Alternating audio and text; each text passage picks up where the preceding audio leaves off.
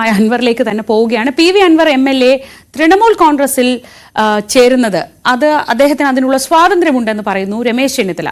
കേരളത്തിൽ UDFന്റെ ഭാഗമാക്കണോ എന്നത് ചർച്ച ചെയ്ത് തീരുമാനിക്കും. ഇക്കാര്യത്തിൽ കോൺഗ്രസ് പാർട്ടിക്കകത്ത് ഭിന്നതയില്ലെന്നും ചെന്നിത്തല പറഞ്ഞു. അതേസമയം തൃണമൂൽ കോൺഗ്രസുമായി സഖ്യമുണ്ടാക്കാൻ കേരളത്തിൽ കഴിയില്ലെന്നാണ് K മുരളീധരന്റെ നിലപാട്. കൊൽക്കത്തയിലുള്ള അൻവർ ഇന്ന് കേരളത്തിൽ തിരിച്ചെത്തില്ല. അൻവർ തൃണമൂൽ കോൺഗ്രസിൽ ചേർന്നുള്ള വിവരം അറിഞ്ഞു. അദ്ദേഹത്തിന് അതിനുള്ള സ്വാതന്ത്ര്യമുണ്ട്. പക്ഷെ അദ്ദേഹത്തെ മുന്നണിയിലെടുക്കണമെന്നുള്ള കാര്യത്തിൽ തീരുമാനമായിട്ടില്ല. അത് ചർച്ചകൾ ചെയ്ത ശേഷം മാത്രമേ തീരുമാനിക്കൂ. അദ്ദേഹം ആദ്യം UDF നേതൃത്വത്തെ സമീപിക്കണം. സമീപിച്ച് ാണ് ചർച്ചകൾ നടക്കുന്നത്. പാർട്ടിയിൽ ഭിന്നത ഉണ്ടോ? രൂക്ഷമാണോ? ഇല്ല, അങ്ങനെയൊന്നുമില്ല. അങ്ങനെയുള്ള ഇതുവരെ ഞങ്ങൾ ആലോചിച്ചിട്ടില്ലല്ലോ. അപ്പം പിന്നെ ഭിന്നതയുടെ പ്രശ്നമില്ല.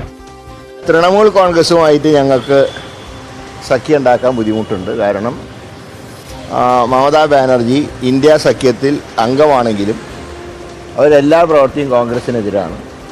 രാഹുൽ ഗാന്ധിയുടെ നേതൃത്വത്തിനെ പോലും അവർ ചോദ്യം ചെയ്യുന്നു.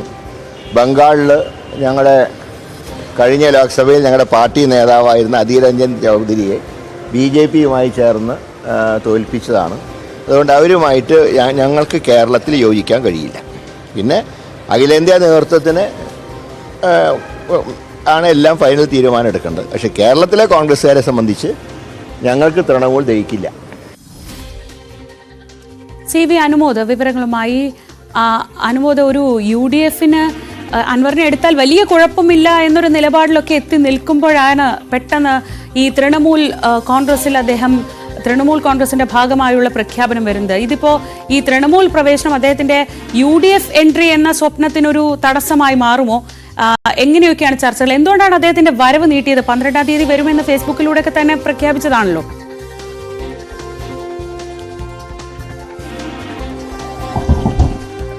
ശ്രീജ, ഇന്ന് രാവിലെയാണ് അദ്ദേഹത്തിന്റെ വരവ് ഉണ്ടാകില്ല എന്ന അറിയിപ്പ് ലഭിക്കുന്നത്.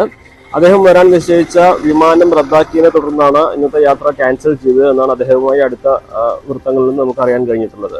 ഇനി എപ്പോൾ വരുമെന്ന കാര്യത്തിൽ ഒരു സ്ഥിരീകരണം ലഭിക്കേണ്ടതുണ്ട്. ഒരുപക്ഷെ നാളെ ആയിരിക്കും ഉണ്ടാവുക.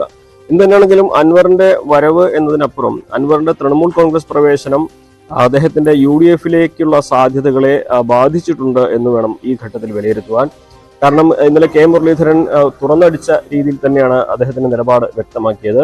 തൃണമൂലുമായി ഒരു കൂട്ടുകെട്ട് അത് കേരളത്തിലെ കോൺഗ്രസിന് സാധിക്കുന്നതല്ല. കാരണം രാഹുൽ ഗാന്ധിക്കെതിരെയും കോൺഗ്രസിനെതിരെയും വലിയ അതിശക്തമായ നിലപാടുകൾ സ്വീകരിച്ച വ്യക്തിയാണ് മമതാ ബാനർജി. കോൺഗ്രസിന്റെ സ്ഥാനാർത്ഥിയെ തോൽപ്പിക്കാൻ BJPയുമായി കൂട്ടുകൂടിയതാണ് മമതാ ബാനർജി. അങ്ങനെയുള്ള ഒരു നേതാവിന്റെ പാർട്ടിയുമായിട്ട് കോൺഗ്രസിന് സഹകരിക്കാൻ കഴിയുകയില്ല. കേരളത്തിലെ കോൺഗ്രസിന് എന്താണ് തൃണമൂൽ ദഹിക്കില്ല എന്നാണ് അദ്ദേഹത്തിന്റെ വാക്കുകൾ ഉണ്ടായത്. അതേസമയം ചെന്നിത്തലയാകട്ടെ ഇത് സംബന്ധിച്ച് അൻവറിന് ഒരു സ്വതന്ത്ര നിലപാടെടുക്കാനുള്ള സ്വാതന്ത്ര്യമുണ്ട്. പക്ഷേ അദ്ദേഹത്തെ UDF എടുക്കുന്നത് സംബന്ധിച്ചുള്ള കാര്യങ്ങൾ ചർച്ച ചെയ്തിട്ടില്ല എന്ന നിലപാടിലേക്ക് അദ്ദേഹം എത്തുന്ന ഒരു സാഹചര്യം.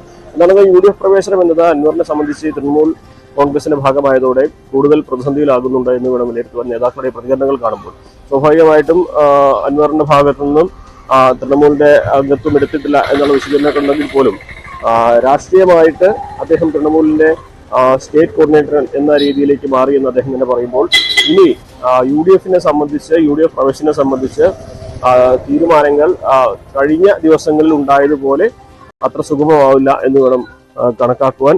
എന്നാണെങ്കിലും അദ്ദേഹം നാട്ടിലെത്തിയ ശേഷമേ അദ്ദേഹത്തിന്റെ നിലപാട് നമുക്ക് പൂർണ്ണമായിട്ടും മനസ്സിലാക്കാൻ സാധിക്കുകയുള്ളൂ.